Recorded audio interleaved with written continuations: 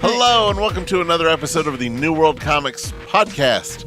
I am Buck Berlin, the owner, operator of this fine establishment. With me, as always, is Stephanie Cerny. Hey.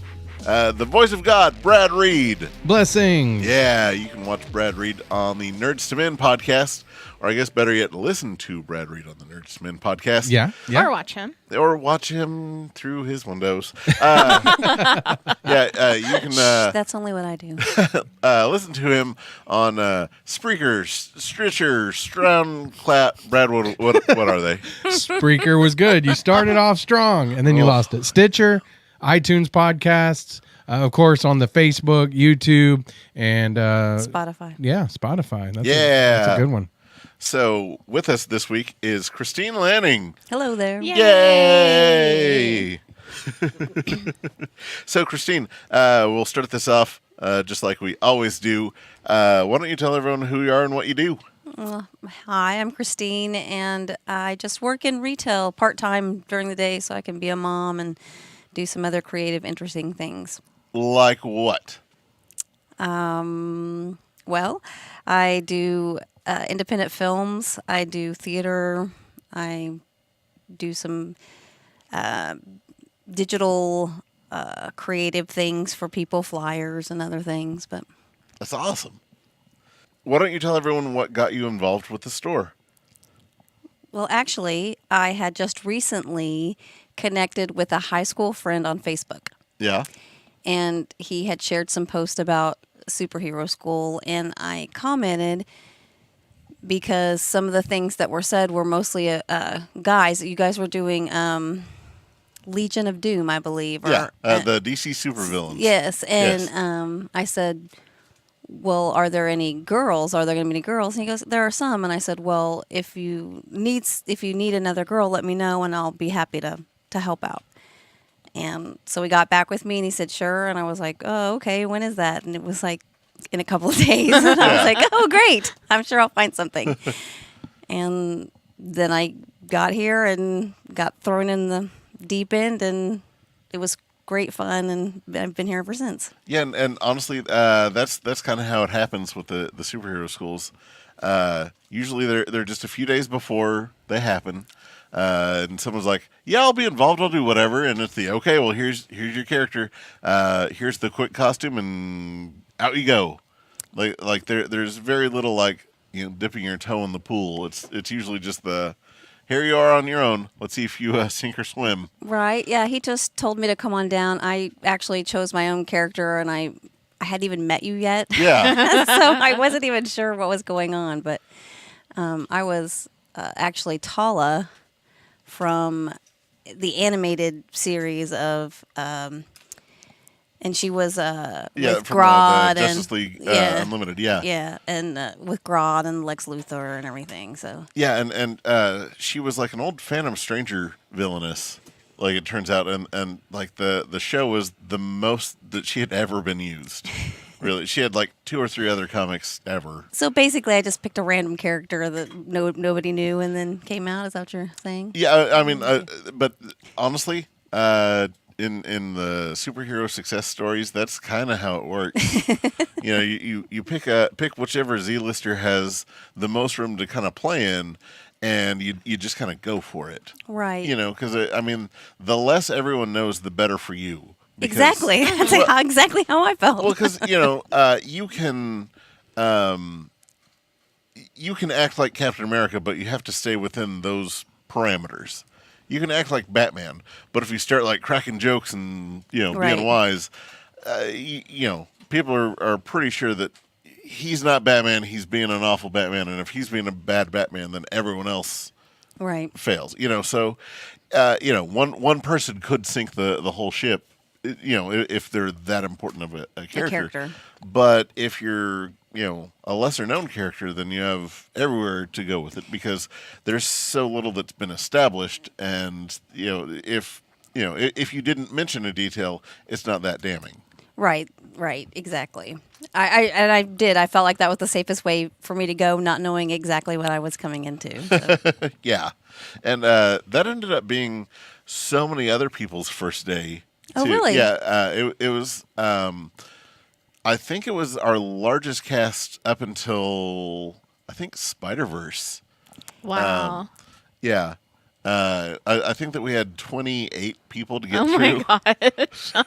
I don't Yeah. remember how many, but I knew there were a lot, and there were a lot of girls there. So I was like, "Why am I here?" But Well, and yeah, so many people did the, "Why am I here if they're here? Why am I here if they're here?" And yeah, we'll see if we can track down a picture for it. But yeah, and it may not have been 28, but like it was massive, just massive, and one of our longest superhero schools too, because like we didn't really understand pacing at the time, and it ended up being 2.5 hours. oh my, Like by the end of it, there were like 4 kids. Yeah. So I found out not too long ago, and I desperately want to talk about this. I think this is the coolest thing ever. You worked on Barney. yes, Like, and I mean, there's so many people like, oh, Barney's done whatever. But like, no, all that's over. You know, like he's no longer invading your TV, whatever, and he's no longer the Elmo of his. You know. Well, that's exactly what I would say when people would say, "Oh, Barney's so annoying," and I go, "Oh, because Elmo isn't." Or how about those Teletubbies?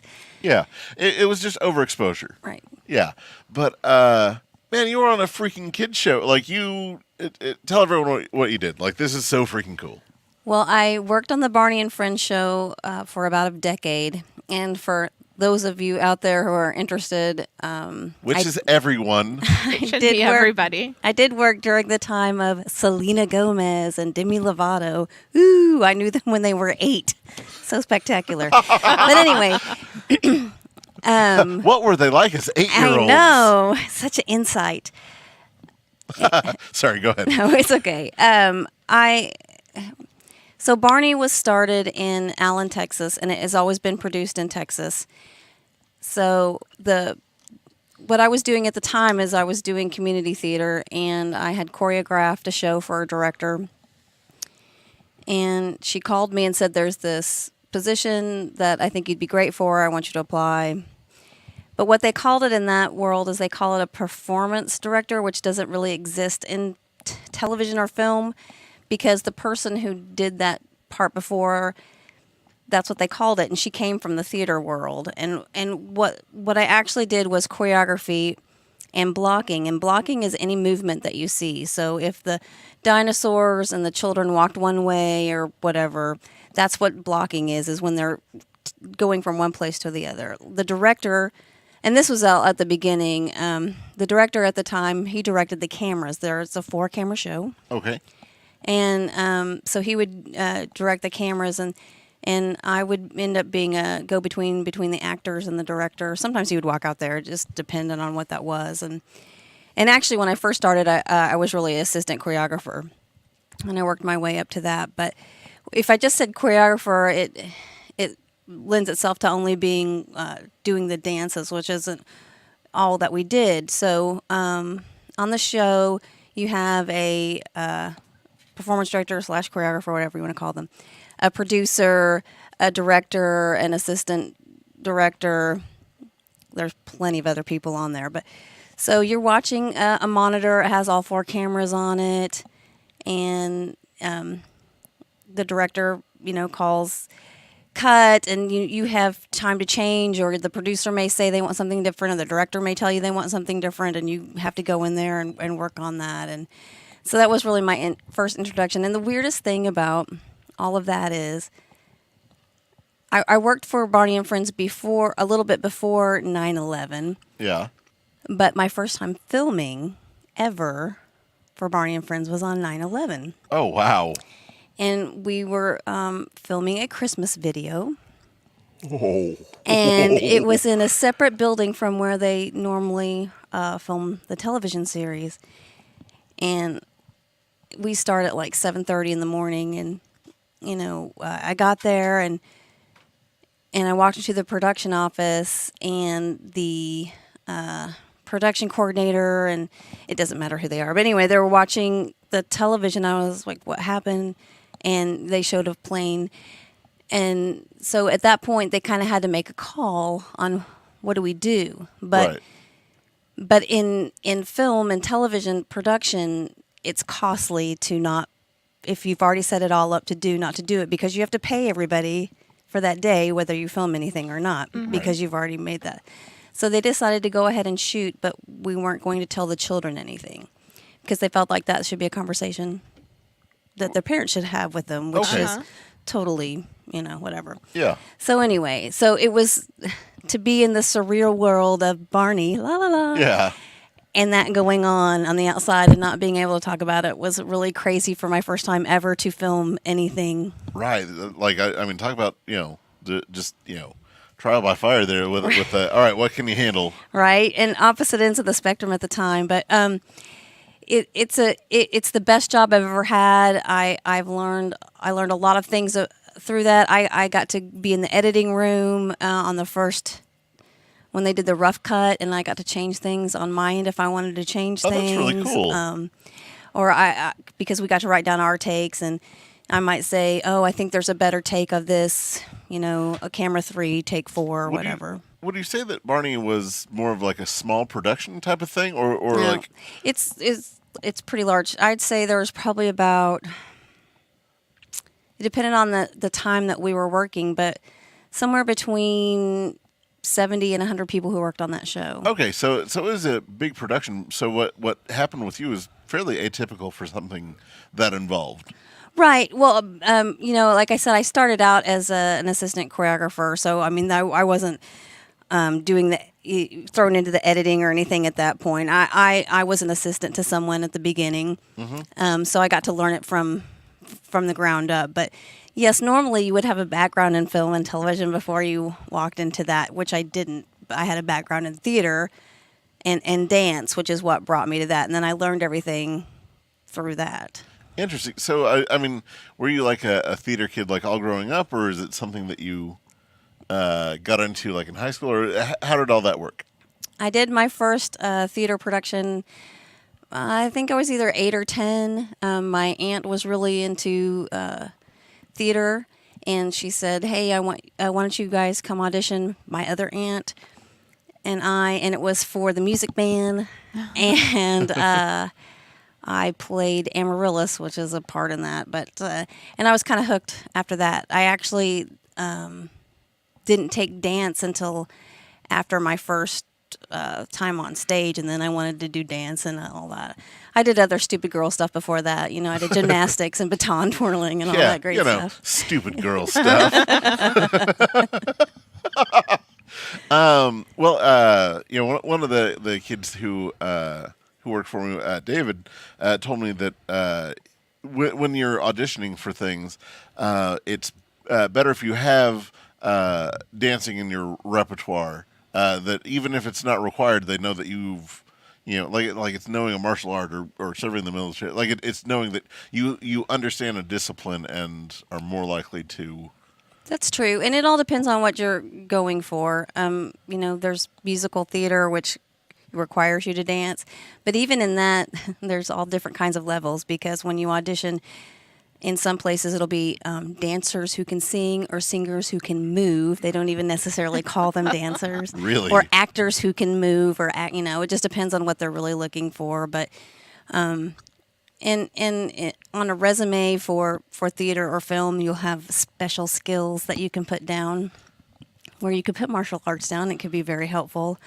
But mine can have something where on it like rollerblading or something. I have baton twirling on there because I can do that. But yeah. So what's the dumbest thing you ever put down? Like just any kind of stupid, like Assassin by Night or whatever. Like, have you ever done that, or were you like more straightforward with it? I was pretty straightforward with it. Oh, that's less fun. I know.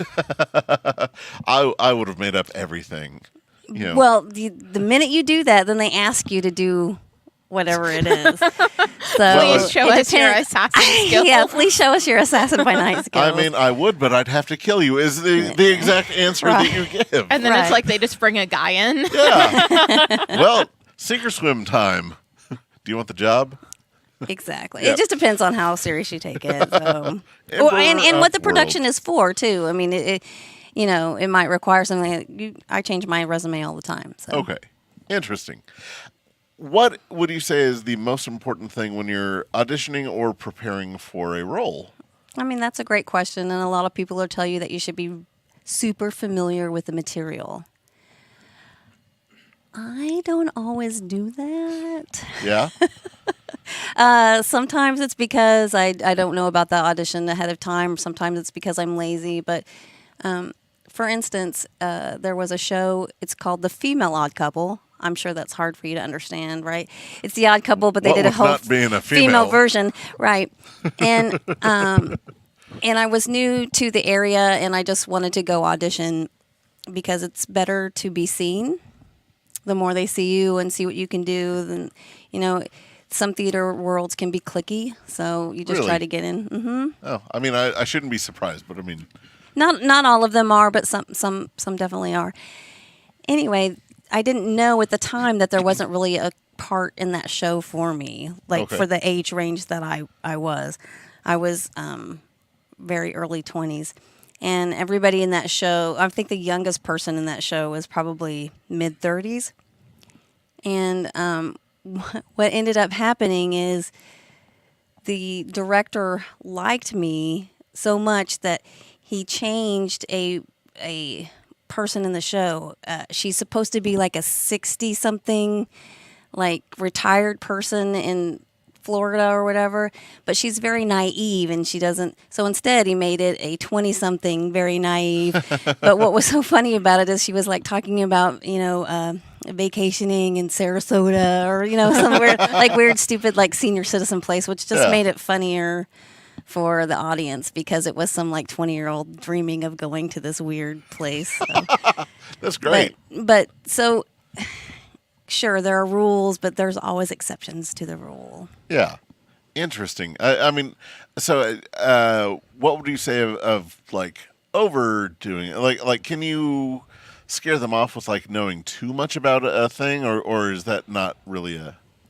Well, it depends on the audition, and sometimes when you know material really well, you get stuck in the way that you're doing it. So.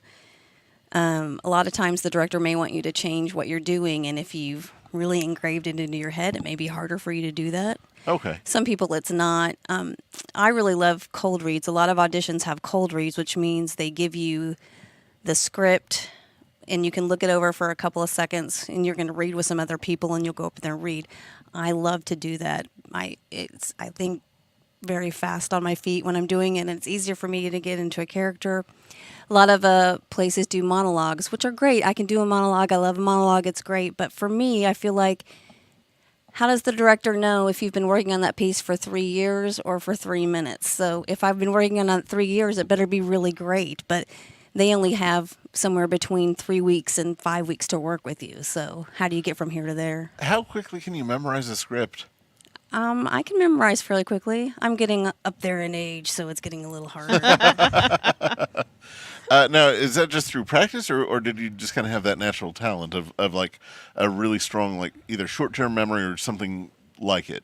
I think it's always been quite easy for me. But what's so funny about it for me is, and a lot of actors, they can remember their lines from 3 years ago or whatever. I'm not like that. Like, I feel like my mind must only have this amount of space, and so when I get new stuff, it kind of shoves that other stuff out of there. But I can recall like a line or two and stuff. But I can't whip out a whole monologue from 3 years ago. That's not going to happen. But I can memorize quite easily, which is what they make you do in television or film. Especially for an audition, they may just give you sides right before you go in. Okay. And they let you hold it up, right, to read. But then it's really hard to put anything into it when you're trying to read it like that, right? Fair So enough. it's much easier if you can look over the 3, 5, 7 lines, however long it is, and memorize it. Then you can actually put something into it and a little bit of, character or fun or whatever. Interesting. Now, did you have any improv training, or was that just kind of learning as you were going? I've never taken like an improv class. Like I know Cassidy was on the show and he had talked about that.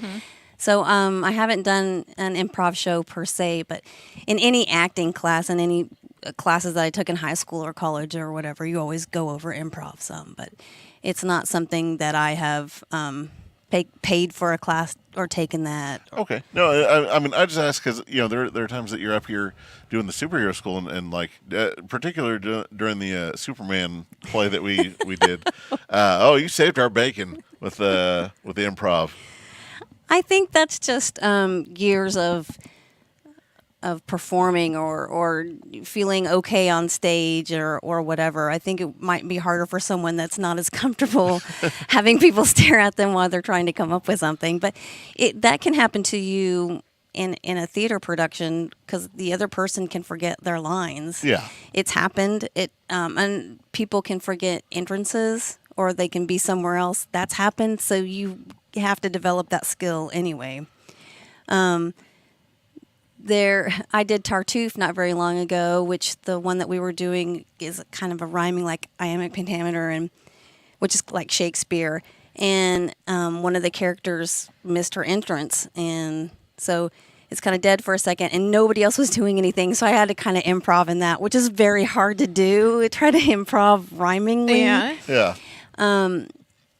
So you just have to do that, or if somebody forgets their line, you can tell that they don't have it. Hopefully they'll go to the next line that they'll remember. Sometimes they don't, and then you have to figure out a way, especially if it's a plot point, to help them get to that. Yeah. So I mean, I would assume that everyone else's parts well enough, or like the seams, so to speak, where you and they meet. Right. So you could prompt them with something. Yes, you should know the scene that you're in, where it's going and everything. So hopefully if somebody misses a line or a plot point, you can come back to it, and which I've had to do that too before, where somebody missed a line and went to another part, but it was a page ahead. Later, yeah. And the page that we missed had an integral part that the audience might need for later on. So then, you come back you try to circle back to that so that the audience can understand what's going on.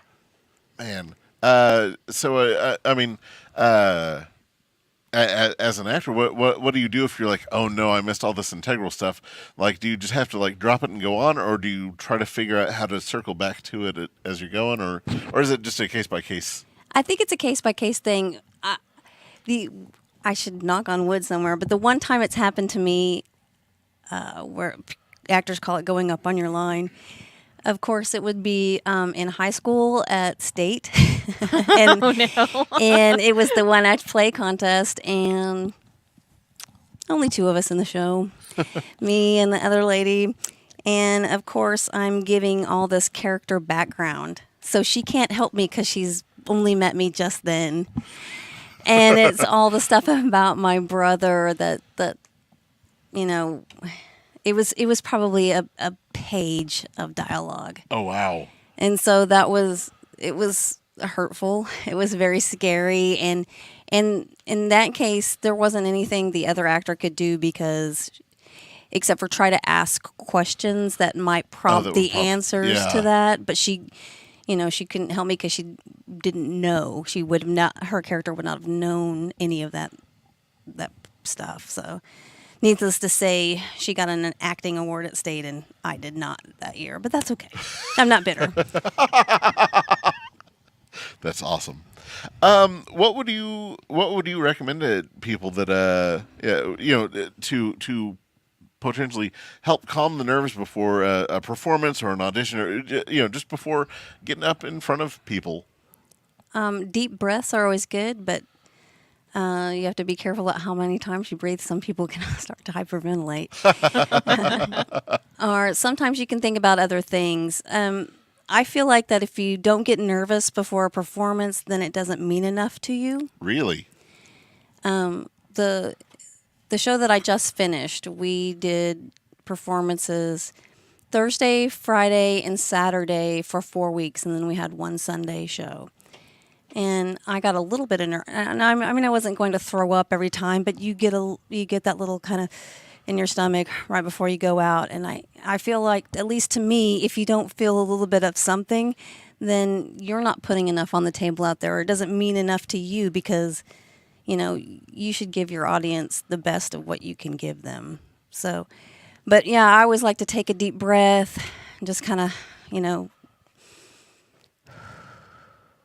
and then get ready to go. But other people, for me, the worst thing in the world is singing for an audition.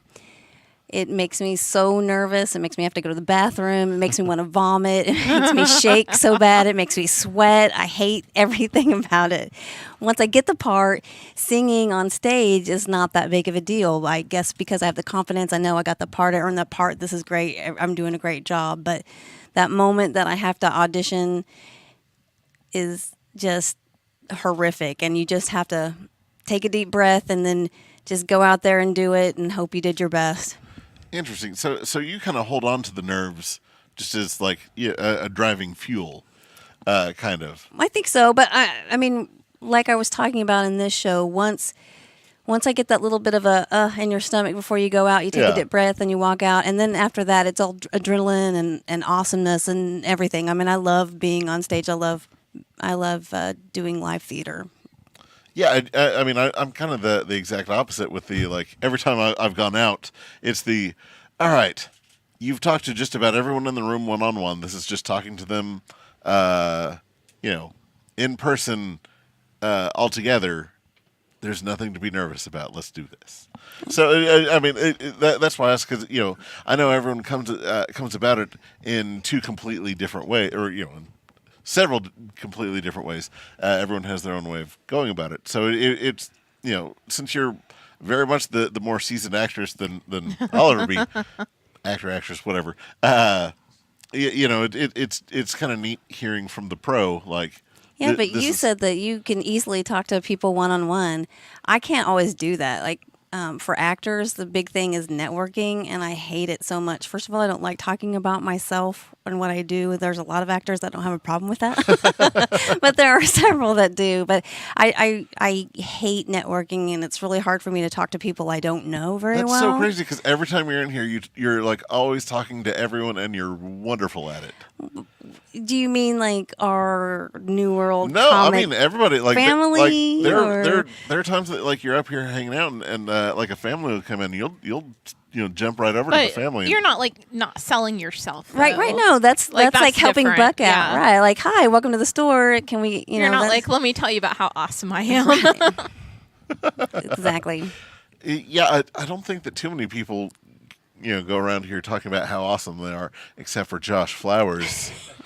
You see, we can say that because he doesn't. Yeah, have the he doesn't use technology. Yeah. I mean, any of the world's problems right now probably caused by Josh Flowers. That's what I'd say. Yeah, easily. He claimed himself to be. I won't even go there. I'll get in trouble. I was like, by whom? He doesn't listen. Oh, the things that I always am about to say can get us all in a lot of trouble. You're not supposed to talk about religion or politics or that kind of thing. Or Josh Flowers. Or Josh Flowers. So you want to talk about the religion of politics? I mean, that's for a different podcast, but sure. I'm down. So, real quick, I want to jog over to the other aspect of your life, being a parent.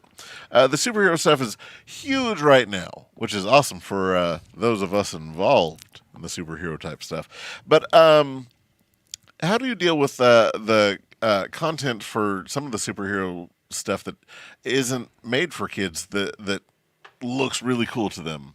Like Deadpool. All the kids want to know about Deadpool. They want all the Deadpool stuff. Or like even Teen Titans on the DC streaming has some choice words for Batman. Oh, yeah. Robin and his filthy mouth. But I have to say, I have been kind of strict on my children on what they watch. That's just the way I parent.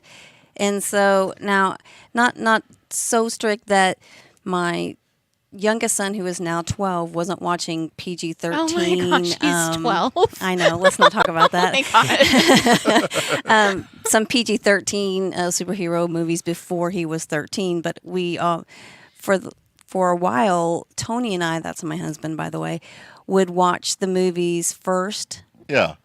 And then if we felt like it was okay, then we would take the boys to see it. Again, back to that, my 12-year-old has still not seen Deadpool nor Deadpool 2 Right. because it's rated R. My 15-year-old has seen both Deadpool and Deadpool 2. We did not let him see Deadpool in the movie theater. He watched it with us probably a good year or two after it came out, but we took him to see Deadpool 2 at the movie theater when my younger son was spending the night with somebody else. Yeah. I remember hearing about that, and he just had this look of like, yeah, it happened, but don't ask me any questions because I don't want to be embarrassed about it. Yeah. Embarrassing your kids is a lot of fun. Well, you know all about embarrassing my kids. Well, I know about embarrassing most people's kids and people's adults, just because it's just fun to do. You know, because I welcome them to try it with me. I have no shame.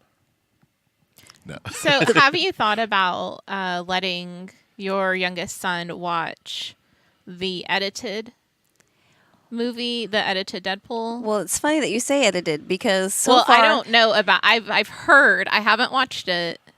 Well, every time it's on TV, it's on like FXX, which there's nothing edited on it. Like everything is still on it because we even DVR'd it and we were going to show it to him, and then Tony was like, I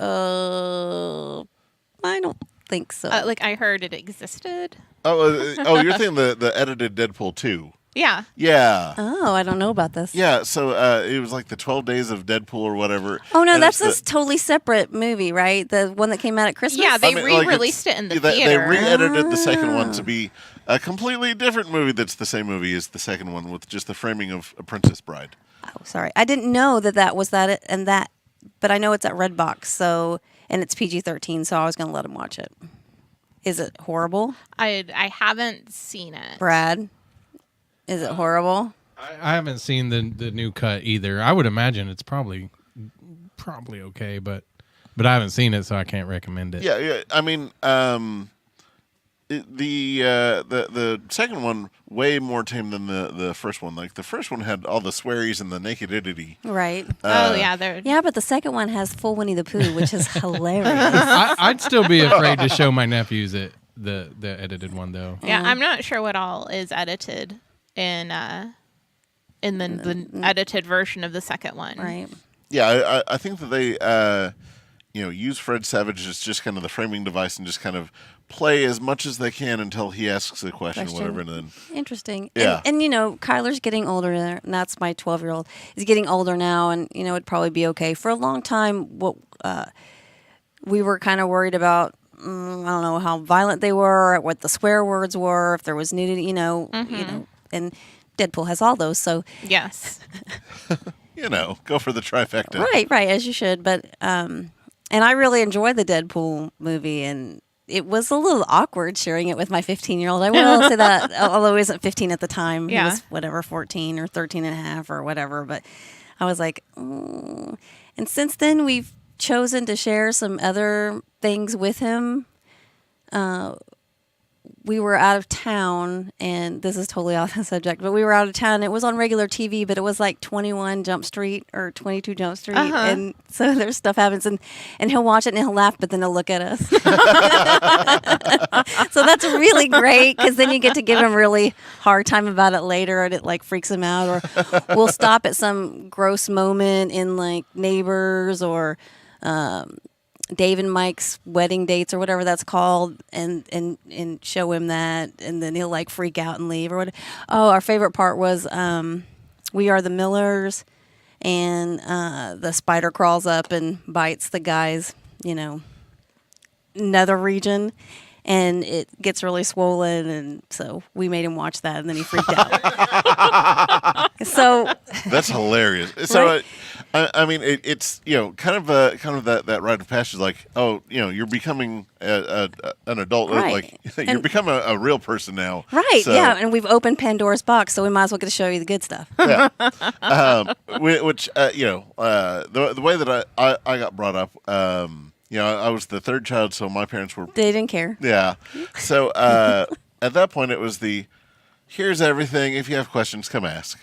There you go. And it's kind of weird to hear, some of my friends who didn't get to watch stuff or the things that I just didn't have interest in seeing because it had all this stuff and all that, and we ended up pretty much at the same place. So it's or to some extent, I've met a few people where they weren't exposed at the right time, and they're really weird about certain things now. I can see that. Sometimes I feel like my boys are a little naive, more naive than maybe they should be right now.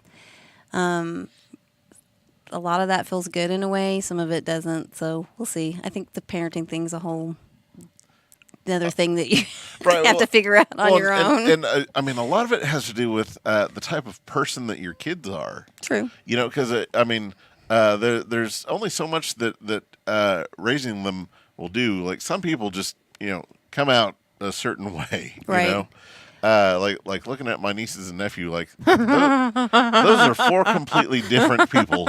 Well, as all kids are, you think you have one and you kind of know what to expect, and then that second one's nothing like the first one. So, but I don't know whether I should be telling you this or not, Buck, because it'll come back to haunt Brance later. But he hates scary movies. Like really. So much so that when there's a trailer that comes on, like especially like that creepy doll trailer or whatever, boy or whatever, we'll pause it and they'll yell at him, Brance, to come downstairs. We have a 2-story house. That's so mean. And he's like, what? And he'll come downstairs and I'll go, hey, I think you want to see this movie. And we'll start playing. He's like, nope. And he just turns around and walks away. Aww. Like he has no desire to see anything scary. So much so as, it might have been It or something else that came out recently that his friends asked him to go to. He goes, I don't know. Let me ask my mom. Oh, sorry, I can't go see it because it's rated R. He's like, I can't see it because it's rated R. I'm sorry, guys. That's awesome. That's so funny. So you're saying that I need to show up in my Jason costume? Because for one of my niece's parties, she was like, hey, would you be Jason and just scare my friends? I was like, done. Because pre-Kira days. Kira didn't do any of the horror movies. Yep. I used to live for the horror movies, and Jason was my favorite. What you should do is cut a special trailer for Brance of Annabelle and all those weird things, and tell him it's some Teen Titans sneak something, I can do that. Or something he's dying to see, and he'll freak out. Did you all watch the Christmas gift that? The turtle. Yep. Wow, that was horrible. Wasn't it great? That's so horrible. Oh my God, I loved it. Okay, so I should tell him it's something like that. He even watched it. He was like, I don't understand what this is.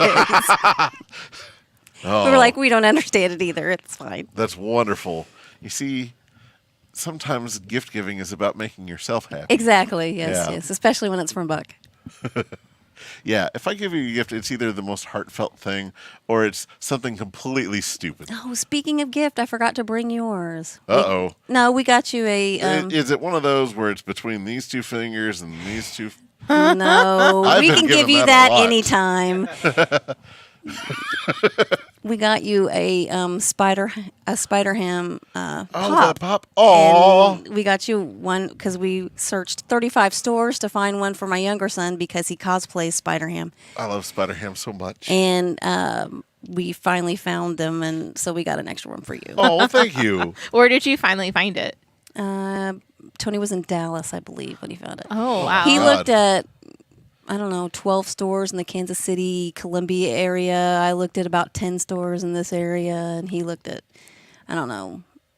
8 stores around the Dallas area when he was down there. So wow. sometimes having a traveling job will help. Yeah.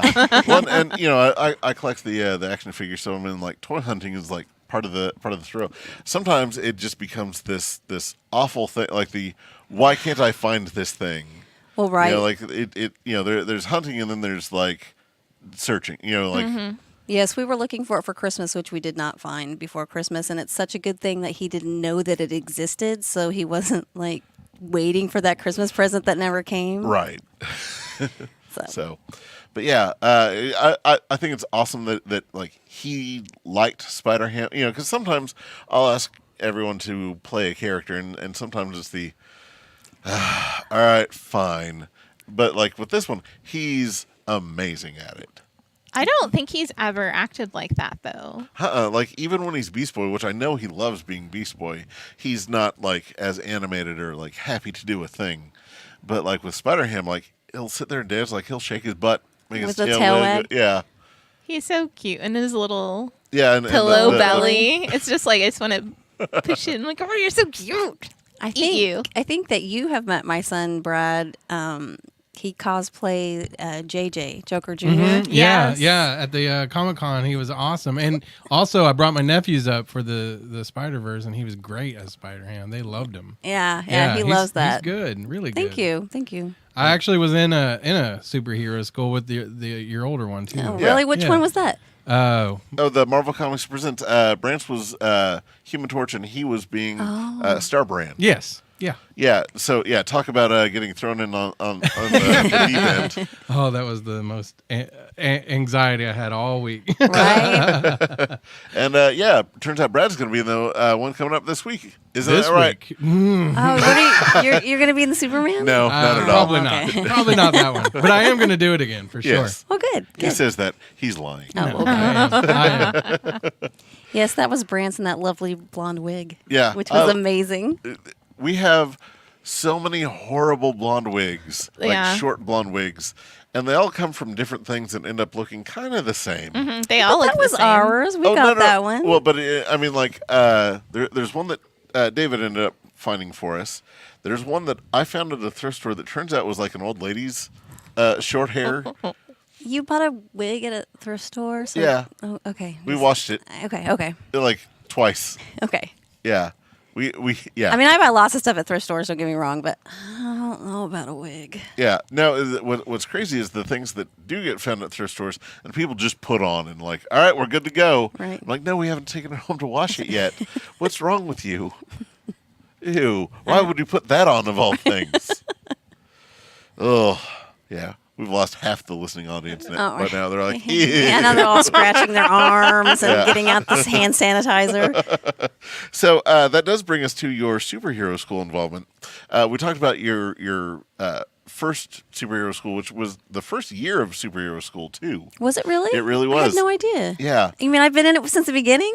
pretty much. Yeah, like within the first year. I mean, it was towards the end of that first year, but still, like it still counts. You know, Awesome. because I think we were a cast of 10 people at the time, and now we're. But you happen to have 28 at that one? Yeah. Wow. Yeah, like I say, it was so many people's first day. Like it was Jeff and Kelsey. It was oh man, like I'd have to go through the thing. Like Joe, it was his first. That's really awesome, Yeah. though, because a lot of those people are still with us. That makes it sound like other people have died, but that's mean, not really where I was going with We've that. had one, but you know, Yes, that's yeah. true. But Oh, that's horrible. I was laughing. what? We can No. laugh about stuff. It happens. He'd laugh. He would laugh. Oh, it'd be raucous too. Oh, we miss Father Shane. But we won't dwell on that now. That's for a whole nother. Yes. Yeah. That's one where they listen to us cry. So down to your superhero school involvement. Who's your favorite character you've been? Ooh. Very interesting. I don't know. They're all of them can be really fun, and it depends on, like you said, the character that you get. I mean, Blind Al was a ton of fun to play. The time that I did all 3 Aunt Mays was so much fun. I always love doing Jinx because, again, that creeps out my kids, especially Brance, because it means Cyborg, who is Dre, who's a really good friend of theirs, and I have a special relationship, and we always try to get closer and touch or kiss, and my older son plays Rob, and he's just like, stop, and he tries to like get in between us and everything. So that's always the time to like creep him out. So that's really fun. It's funny that you say like Oh, the Friends with Dre. They idolized Dre. Like They did, especially when they were young and we were coming to superhero school. yeah, because like I would ask them a few questions. They're like, "I'm sorry, Dre's talking," and it was the.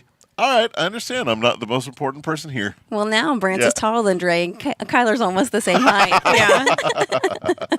So like the multi-level characters or characters that you can use to creep out your kids.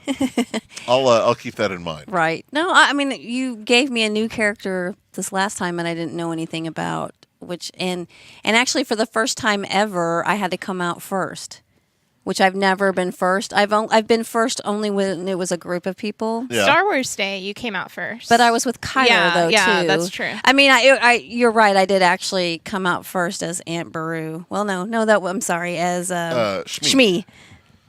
What a name. And as I was looking for Anakin, but and it's always much easier when you have a little skit like that. Yeah.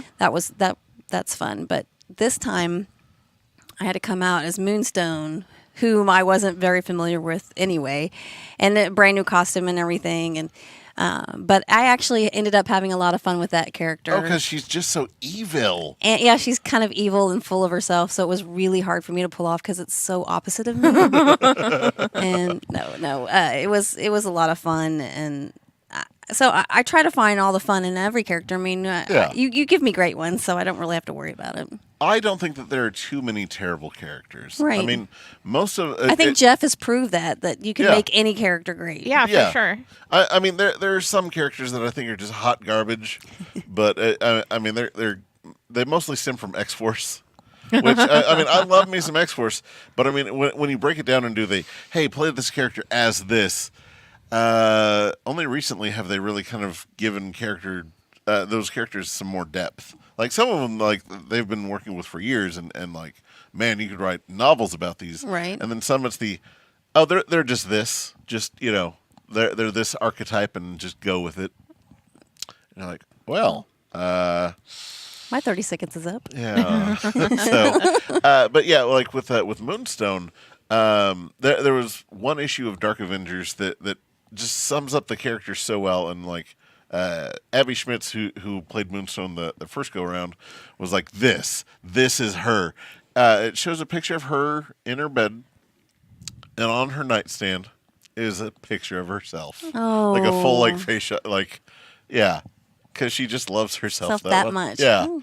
And it was that is exactly, because she's not 100% evil. Like she's done some selfless things. She was a pretty strong heroine at one point. She has a lot of powers. She has a lot of power. Yeah, almost as strong as the Hulk, and yet can't help herself from going for what will make me better. Let's do that. Right. Yeah, that was So- fun because I tried to take everybody's Right. whatever, Ronin's hammer and Star-Lord's pistol. And Yeah. whatever. So, who's your least favorite character that you've been? Least favorite. Yeah, like have I ever asked you to be someone or do something that you're just like, no? No, hate I that." don't. Well, I don't mean, think that you've never said flat out no. Like you've always been a great sport about it. But I mean, have you ever been like, oh, I hate this. This is terrible. No, I can't think of one that I've ever hated doing. Seriously, Well, cool. they're all a lot of fun. I mean, I think a lot of it is find where you can have your fun in that character. Right. Because I mean, like I say, there are some characters that really don't have much of anything going. Yeah, but then you just kind of have to give them a personality of their own. Yeah. I mean, Blind Al. I'm sure that my interpretation was not necessarily the comics interpretation. It's actually pretty close. Is it? Yeah. Because I don't. And that's what I kind of find fascinating about a lot of this is I'll give you all a little bit of direction or a few little prompts, and you all kind of fill in the gaps, and there it is. Yeah, you just totally run with it. Yeah. Yeah, my Blind Owl was loosely based off Ruth Buzzy for those old people that are listening to this podcast. Some 20-year-old like kid. Now you'll have to go look her has a up. Ruth Buzzy T-shirt. Is like, Yes. I get that reference. Well, I mean, I'm not old enough to have watched her, when she was on television, but and I don't know if it's part of the actor person in me, but I loved watching old stuff when I was younger, like Laurel and Hardy and Abbott. I absolutely loved Abbott and Costello. So, it just depends on what you're brought up on, I guess. As a matter of fact, in middle school, I was co-host of the talent show, and the other host and I did the whole "Who's on first" thing. So, I'm sure those kids the kids laughed because they thought it was funny, but they had no idea that it was super old when we were doing it. So, look her up. She's not as great as Carol Burnett, but she's pretty good. So, is there anyone that you would like to do, or is there anything that you'd like to do in future superhero schools? Well, because I don't know comic books as much as everybody else does, I came to it through mostly television and movies. Growing up watching Super Friends and Justice League. Batman, Batman Robin. I watched Batman 66. All of those. So I'd really have to research to find it. I mean, I've been trying to get you for a couple of years to do like Birds of Prey, where we have like all great women in the cast. Or I think next year's Birds of Prey. Or Yeah, we've done a Birds of Prey. yeah. I just wasn't invited to that one. You just weren't someone yet, huh? No. Right. Well, and I haven't actually played Harley at Superhero School. I have done Harley at Batman Day. That's because, oh my God, everyone wants to be Harley. Quinn. I know. But I just embodied the old Harley, in her Harlequin costume for Batman Day. I picked up several of her comics around and would go up to people saying, "Hey, Puddin', have you seen Mr. J? Did you want to buy one of my comics? Look, they're all right here." You actually did sell quite a few of and those I sold comics. several of Harley's comics. Yeah. So that was awesome. So, not to be that guy, but you may have just won your spot as Harley the next Batman. No. Way to go with that audition. Thank you. Oh yeah, April O'Neil. That was another fun one too. So Yes. I don't Oh, know. We've had lots of yeah. fun. That was really good.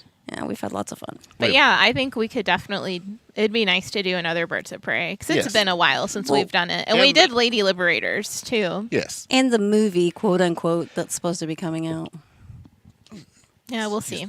So let's finish it up with this. What are some of your favorite like nerd movies, shows, cartoons?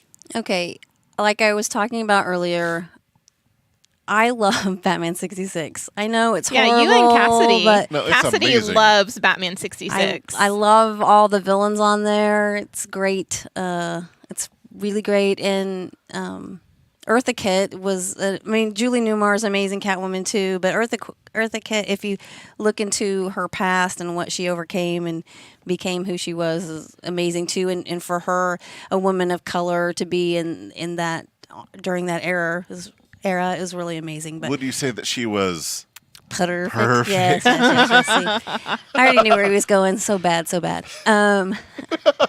But speaking of what to show the boys or whatever, they watched the Tim Burton movies, and we started with Batman and Robin oh my god! because it's the most cheesy and non-threatening of all of them, and they loved it. And then they watched all the other ones, and now they've seen all the Batman Begins, all of that and everything. But so what was the question again? your favorite nerd stuff? So yeah, I think that covers it. Man, do you have anything you want to ask her? I don't think so. Oh yeah, I know she's. I don't know. Well, No. I try. Right, thanks. Now, I have two boys. I have no girls. I don't know what that would be like. I wouldn't trade my boys for the world. We go to, of course, New World Comic Con every year, That's right, you do. and that's when is that, Stephanie? It is going to be July 27th, which is a Saturday, and it's from 10 to 7. This year, it is going to be in the Expo Hall. And how much are tickets? What? They're only $7. $7. That is amazingly crazy because we take the boys to Fan Expo in Dallas, which is a huge con, and the tickets are like $1 billion more than that. So $7 for all the family fun you can do in one Saturday. There'll be superhero school there. Yes, and we have a big surprise coming. We definitely do. Yeah. Bomb, bomb, bomb. I know Yeah. nothing about the surprise now. I'm going to have to wait until July. We'll still have Ninja Turtles, but we have something else planned. Dun, dun, dun. What does that mean? Like, what else? I want to know now. We'll let you know later. Yeah. And if you're an artist or a vendor, you can send me an email at newworldcomiccon@yahoo.com and sign up for a table. Yeah. They're $60. $60? I know. What a steal, right? Totally. I think my own show's been taken away from me. That's my show. I kind of like it. And Christine's I'm show. going to get them to like record all of our sponsorships from now on. Go to Paint Yeah. Cheers. Yeah. And knowing makes you a superstar. thought And it knowing was- is half the I battle. thought it was half lasers. Aw. Yes. All right. That's I think we've devolved into catchphrases. So I'm gonna stop it there. Christine, thank you so much for being part of this. Anytime. You know, now the boys are jealous and they want to come on, so Uh-oh. you'll have to deal with that later. Oh, Uh-oh. we're gonna take them up on that. We're gonna have so much fun. Oh, Brant, you're gonna be so embarrassed. Oh, that, yeah. There may be moments of dead silence. Yes. Now, that would be the total opposite of Kyler. You may not be able to get a word in edgewise. We'll just have a mute button. So. All right, Stephanie, thank you so much for being part of this. Thank you for being a part of my show. Yeah. Thanks for putting this whole shindig on. Blessings. We'll see you all next week. See ya. Bye.